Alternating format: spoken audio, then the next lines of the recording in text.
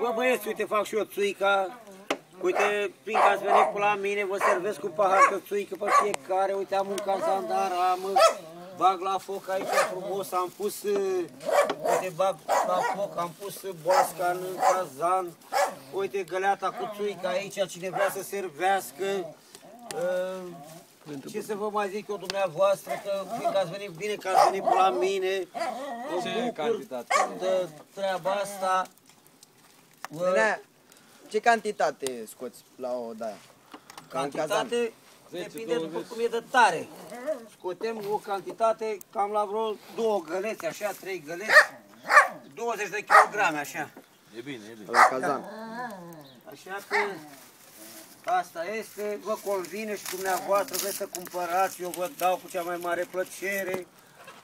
Și Ce clienți celebri ați avut? ce să fie? Ce clienți celebri ați avut?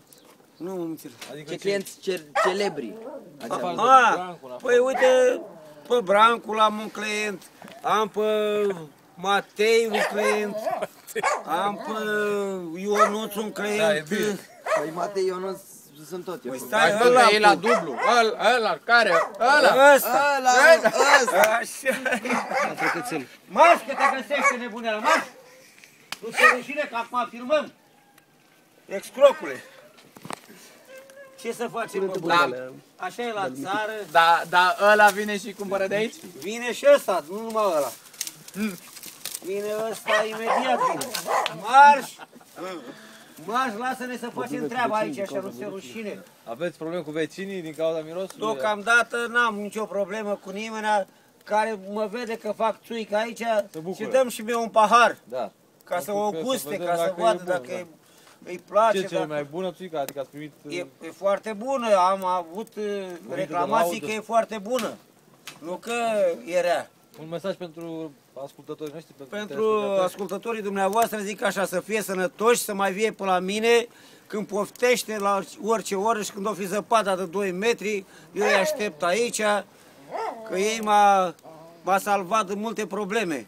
Că n-aveam cu cine să stau de vorbă, n-aveam cu cine să mai conversez câteva cuvinte. Mai băgăm? Mai băgăm? Mai zi. Ce să mai Hai zic? să mai vorbim despre altceva. Așa, Despre găini. Găini, uite, am găini. Am 50 de găini, am rațe. După cum vedeți, găini. Am rațe leșești, am porci, 3 porci, am...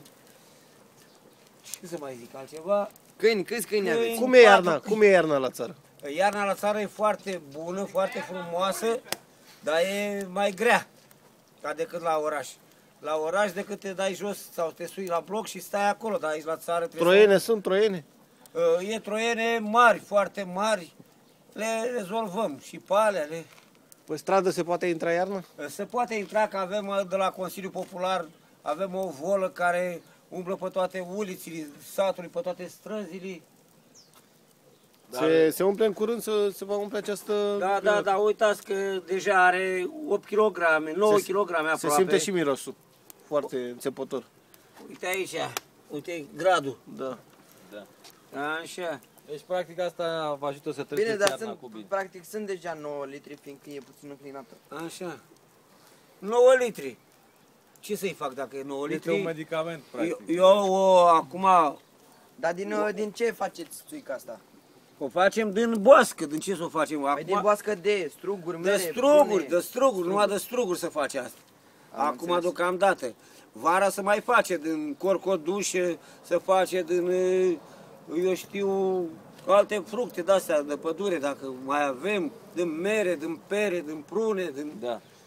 Deocamdată, acum o facem din struguri, că așa se face toamna. Unii mai amestecă, face și din struguri, face și din... Deci, iarna trece mai ușor cu o țuică fiartă. Da. Păi, dar sigur că dacă te mai încălzește, decât să mă duc să dau banii la magazin pe un coniac care, eu știu, din ce-o fi făcut, mai bine beau de la mine, din butoi și știu că am făcut eu personal. Nu știu.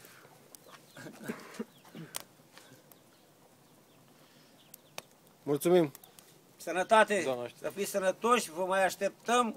Când doriți dumneavoastră, veniți la noi, vă servim. Uite să vă dau câte o țuică acum, imediat. Hai să bem, hai să bem. Da, imediat. Ia